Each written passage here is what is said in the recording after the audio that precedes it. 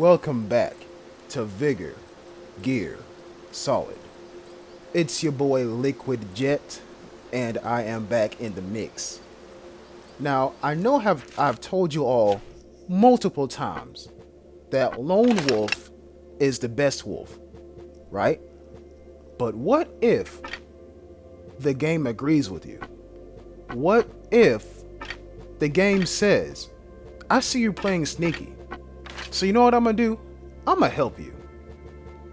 And in this video, I'm going to show you how this game, or this encounter rather, because this game does destroy me 9 times out of 10, how this encounter actually helped me. Now, I know I keep saying, like, stick to yourself, be stealthy. And sometimes you can't help but to get caught in a sticky situation, because the sticky situation comes to you. The violence, the gunfire comes to you, and you're over there chilling, right? And the best way to avoid that is to stay with your objective. You always got to have a plan. You always got to figure out, you always have to have planned what you want to do, what your goal is, and where to leave. And at any given moment, all of that can change. All of that. And those are the 3 biggest things you have to think about being a lone wolf. Because 9 times, 8 times out of 10, you're going to be caught in a team situation. But for those 2, if not 3 times, that you're caught in like a whole solo situation where everybody on the map doesn't have a team, then it changes. You gotta go from lone wolf to super lone wolf. But that's probably for another video. The point of this one is to show you, the point of this video rather, is to show you that this game can help you. I know I keep saying that this game is very unforgiving, and it is, but sometimes it throws you a bone. Look at this lineup. Machine guns, sniper rifles. Teams, Scar H, G3, H-Bar T, ADR 97, Auto Sniper, another H-Bar T. You see, this lobby is dangerous. We have 2 LMGs in here. 2. And for some odd reason, somebody bought a sniper rifle. So I would expect them to be up in the fields, well, in the field behind all the suburbs, the houses. Sometimes you got to think about where certain people will be at too. But the game is about to start. Watch this. What do you notice immediately? I'm going to zoom into it. The timed safe and the weapons container are both on road. More importantly, the timed safe is in the death tunnel. Now you know how it go. Everybody and their mama and possibly their dog is going to go for that timed safe. And right now, that's the team or a team just checking. Yo, where's everybody at? Because we're trying to go for that timed safe. I get that. When you have another set of eyes watching your every move, and they're an allied set of eyes, then yeah, I completely understand. But if you're a solo player and you decide to go for a timed safe in the tunnel of death when there are about 4 if not 5 teams of 2, you better have the best accuracy and the best muscle memory on planet Earth, because no regular person is going to make it out of there alive with 100% of the timed safe in their bag. I guarantee you that. Now, like I said, the timed safe is in a death tunnel, which makes the death tunnel basically that one map from Black Ops 2, the map where like there's a road going down the middle of it and there's a church. Y'all know what I'm talking about. You probably don't, but there's also a gas station on there too, to the right hand side. To the left, well, in the middle of the map, there's a church. But what I'm saying is, the death tunnel is team deathmatch. That's what it is right now. So you know what I'm gonna do? I'm gonna play it safe. That timed safe is literally a huge distraction. And you'll see in just a moment, well, not really just a moment, but in a few moments, how dangerous it's going to get. But for now, I'm just making my way up here. Maybe I'll spot somebody going into the tunnel. But it's already started. It's already started. You hear that? It's already started. They're in the tunnel. Airing it out. Airing it out. No balloons. And trust me, it's going to get worse. When I say worse, I mean worse for them, but better for me. Remember, each time you hear a series of gunshots, either somebody died, somebody's on low health points, or they're scaring somebody off. And right here I think, should I go in there? But no, why would I do that? I'm going to be walking into 4 people shooting each other. And at some point, they're going to want to come out. And there's 2 ways out, but there's 4 ways through. Well, not 4. Yeah, 2 ways through, but 1 way out. Oh, did I say that right? There's 2 ways. Okay, you know what I'm trying to say. Now, if I were to go in there, right? What's going to happen? A team of 2 is going to kill a team of 2. The team of 2 is going to loot the other team of 2 they just killed. You hear that? Now, yeah, okay, now check this out.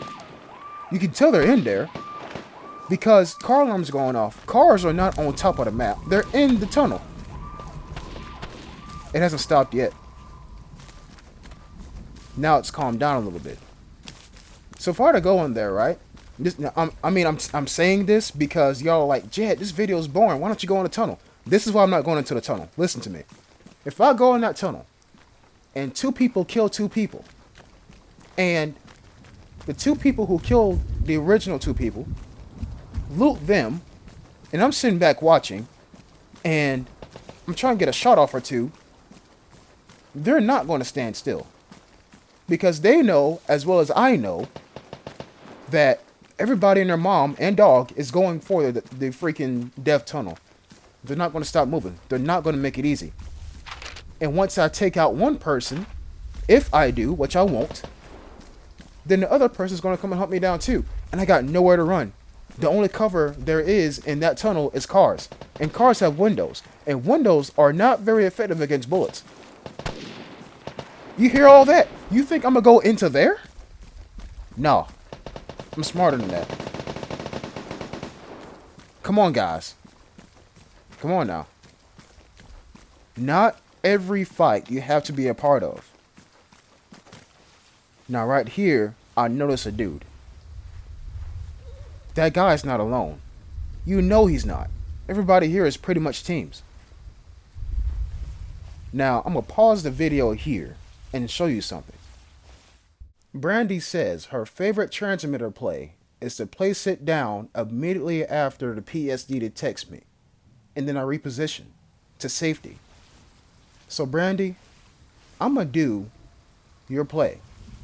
The credit all goes to Brandy. Matter of fact, all the credit of this channel goes to you, the community.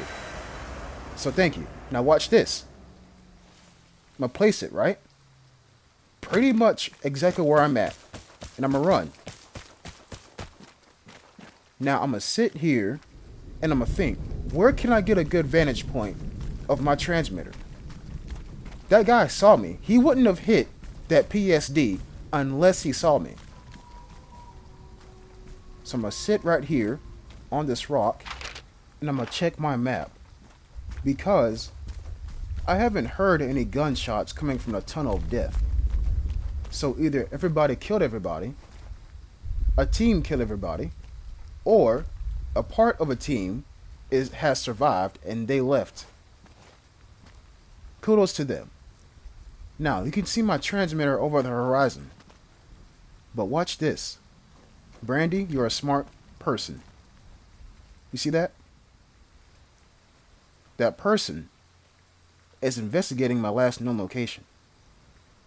You seen him just now over the horizon, and he comes back, destroys my transmitter, and says, "Bro, don't worry about it. It was just transmitter.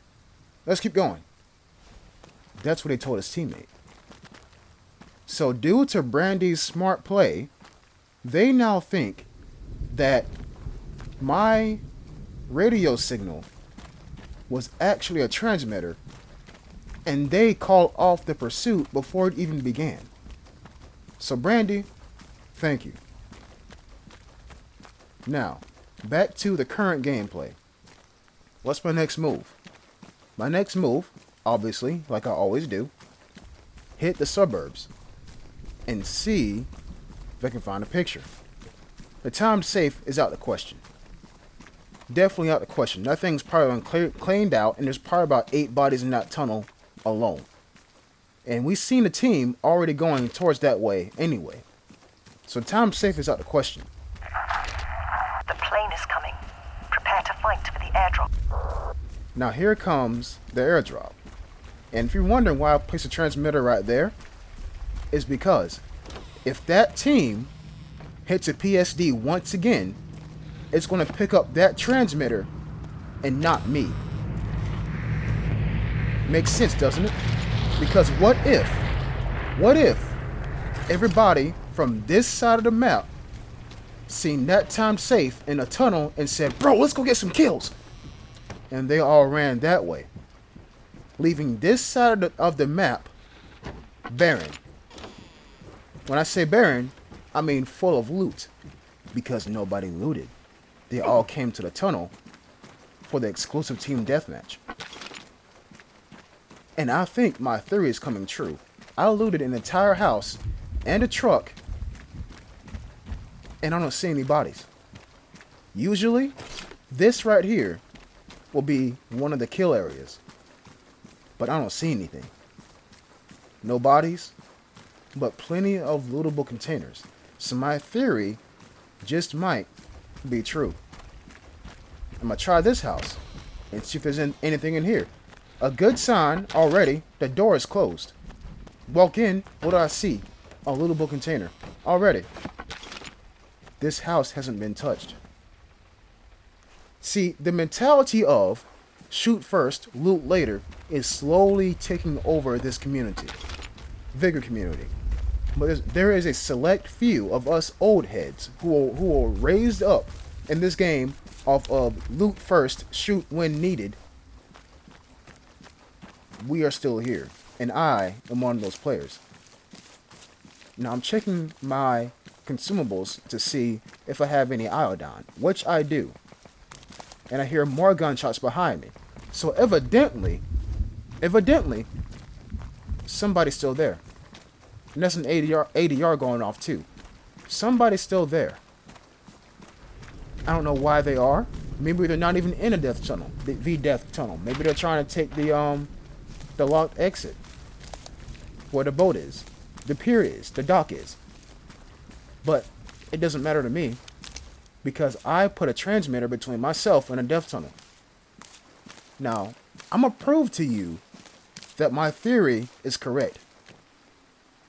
You know how I always tell y'all, I don't go for the detector unless I know I'm safe, or have a good idea that I'm safe, but you can never be too certain.